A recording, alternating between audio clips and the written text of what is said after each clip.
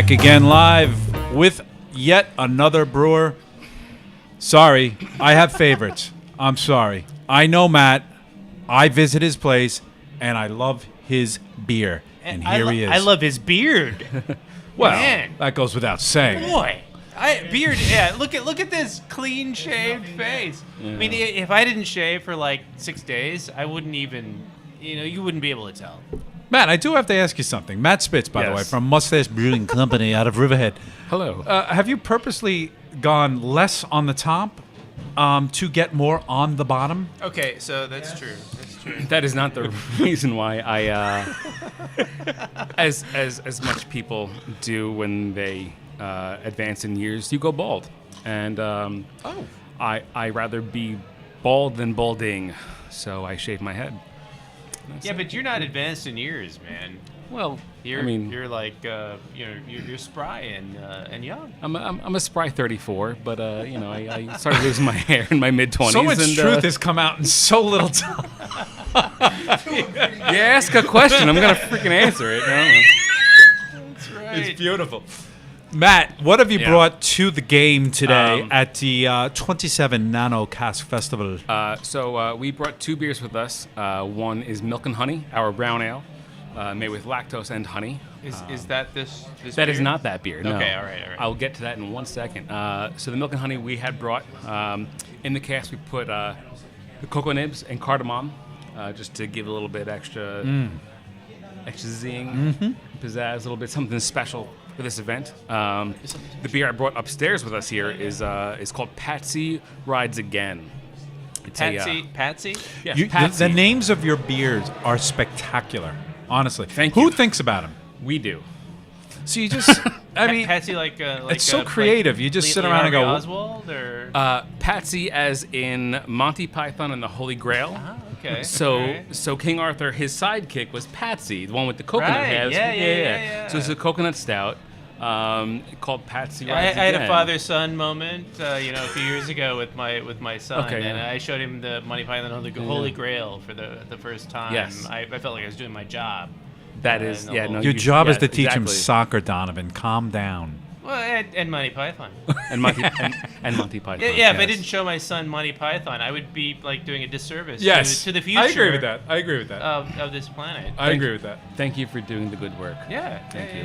I've we got all of them, man. We should understand, and our audience should really understand that Matt and his wife Lori, truly have a physical location.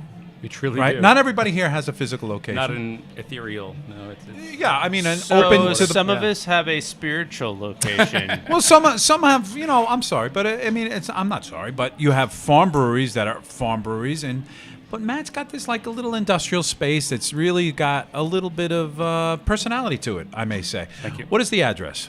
400 Hallett Avenue. In Riverhead, New York, 11901. Near the train tracks. It's got a whole personality to it. Yes. Yeah. Right. And tell us in terms of the tanks that are there, because, again, we don't know. We see tanks. We don't know if they're 30 gallons, 500 gallons. But I see these big, beautiful kind of tanks at your place. Tell us about that. So the volume. So our brew system is a 7-barrel system. A barrel is a industry standard unit of measurement for 31 gallons. Okay. So we are a 7-barrel system. I can squeeze about 9 barrels out of it though, because you do what you got to do. We have because you're magical. Because we fill that freaking thing right to the You top. are magical. And then we have 2 7-barrel tanks and a 15-barrel tank to ferment our beer in, and then a bright tank to mash our 15-barrel tank as well. And that's all of our fermentation space. We only have about 30 barrels of fermentation space. But you got some cool things going on in the background. I mean, you go there as you're one of the places that you go as, what is that called, when they take the bicycle and they do the beer tour? That's the Brew Crew cycles. Which is really cool because, and I'm always not sure about this number. Maybe Patrick could tell me, but there's 3 to 5 brewers in Riverhead now. Nano micro brewers. There's 3 open ones. There's 3 open now. Yeah. And so, but there is a tour. You guys are on that tour, which is pretty cool. And you go in and you just have this like cool time with people in this industrial space, which has got personality to it. And I want to make that distinction because he's here today, in this environment, which again we'll show. This is what we're talking about. But he's got a whole environment onto their own, Moustache Brewing Company. And so, how old is the company now?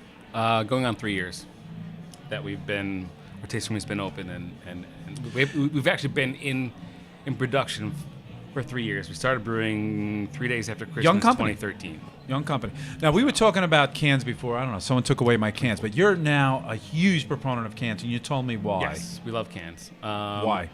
Why? It's keeping up with the trends in the market. We're finding that at home, at beer distributors and things, the growler stations are losing traction. I'm finding. Okay. Because more small craft breweries are canning, bottling, packaging. It's easier. If you just want a pint of beer to bring home, you can open a can. You don't have to open a growler and have to drink the entire thing in that night, because that's how you should do it with growlers to stay fresh. Right. Cans are just a better format. They keep the beer fresher longer, when filled properly and sealed properly. No light will get in, so you're not going to get skunky beer.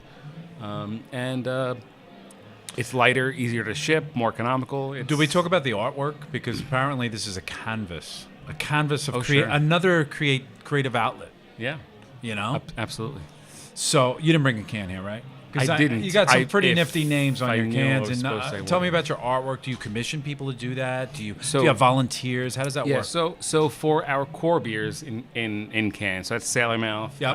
our IPA, and Lawn, which is our cream ale, and Milk and Honey, our brown ale, which we have cans of here today. All that artwork we had done by a design firm in Brooklyn called Lockstep. Okay. So they've been helping us out getting our branding straight for all of our core stuff. All other beers, like our double IPAs and one-offs and seasonals, has been done in-house by Lori and I. So that's just our creativity, and we know how to use Illustrator. So and cool. Yeah. It's really cool. You just get to make beer and be creative, and then pop, boom. Not easy. I'm not saying it is. No. Not easy. So can we talk a little bit about what we're having here? Yes, Absolutely. So, great. like I said, it's called Patsy Rides Again, reference to Monty Python. It's coconut. It's a toasted coconut milk stout. Not made with coconut milk, but it's a milk stout with toasted coconut. It's really good. Thank you. I know. It's really good. Can you imagine trying to get the toasted It's a coconut favorite around the flavor in brewery there? for sure. How did you do the toasted No, coconut that's part? secret. Don't do it. I can ask the it's not question, though. secret. I mean, You could. he could tell me No, to, that's you true. know, We get off. Pretty proprietary, I would think. We get raw, untoasted coconut in a coarse kind of flake form, and we have friends of ours in the North Fork who have a commercial kitchen, and they toast it all for us. So it's all hand toasted, and we use it. It's toasted in the morning. We put it in the brew. Had day, so it's freshly toasted. Like in the after it's boiled. Or? So a portion goes in. I'm not going to steal the No. idea. A portion goes in the boil. Okay. And then a portion goes in secondary. Okay. Like All after the fermentation has All right. finished. Yes. Okay. So that's our coconut milk stout. For the cask we brought for this afternoon, we added some oak spirals that we had soaked in rum and lime zest. So a little bit of the lime and the coconut kind of play. Am I drinking that right now? Yes, you are drinking okay, that. Yeah, great. yeah. Because This I has- get just a hint of that Yes. that oakiness. Yeah, too. yeah, oak and lime zest. You should be getting a little bit of lime in there as well. So Yes, definitely the lime. Now Yeah. that you mention it, like there was something. The power of suggestion. That's the thing. That's Placebo. That's one of the things It's we not- noticed it is when there, though. when we started. True. Our group a long time ago. We one of the first things we did was have tasting classes to get people to recognize what it was that they were tasting in the glass. So we taste all these different things, and then Sure. and then taste the anything beer. is everyone possible. and everyone tastes things differently. Your physiology is different from my physiology as far as our threshold of flavor perception and whatnot. Everyone is different, so it's always interesting to get feedback from other people as far as what they pick up. Because Right. what they pick up, Right. maybe I don't pick up. On Right. on that Right. on that note, what does a festival like this do for you?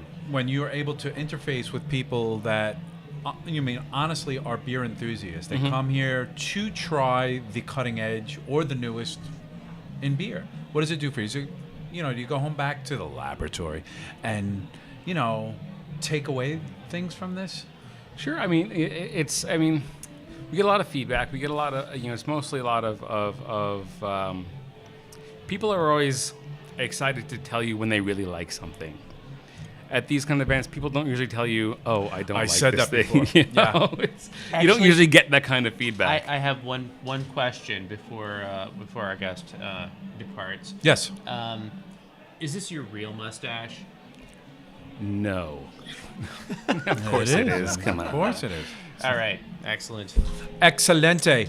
Matt, I know you got to Yeah. get back down to your table because as we can look, we'll show the folks out there. Yeah. Look at this. There's still a good number of people out there that want beer. Looks By like the way, Charlie's holding let's up. explain something.